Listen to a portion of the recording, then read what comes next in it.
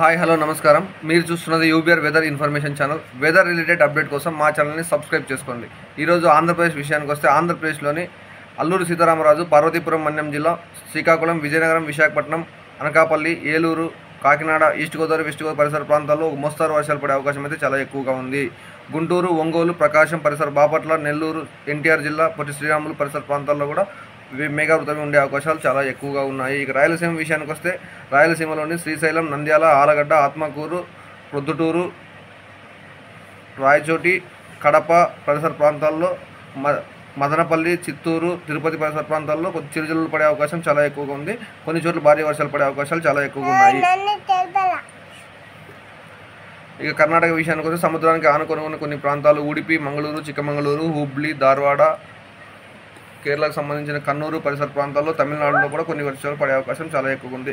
కావున రైతులందరూ ఇప్పటి వరకు కురిసిన వర్షాల కన్నా ఇక ముందు కూడా భారీ వర్షాలు కురిసే అవకాశాలు చాలా ఎక్కువగా ఉన్నాయి. ఈ వర్షాలు మనకి ఈ నెల లాస్ట్ ఎండ్ వరకు కొనసాగే అవకాశాలు ఉన్నాయి. ఉష్ణోగ్రతలు తగ్గే అవకాశాలు చాలా ఎక్కువగా ఉన్నాయి. ఇప్పటికే మనకు 41, 42 ఉష్ణోగ్రతలు అక్కడక్కడ కొనసాగుతున్నాయి.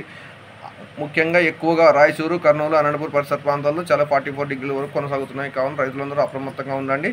ఇక యుద్ధానికి కూడా సిద్ధంగా ఉండండి.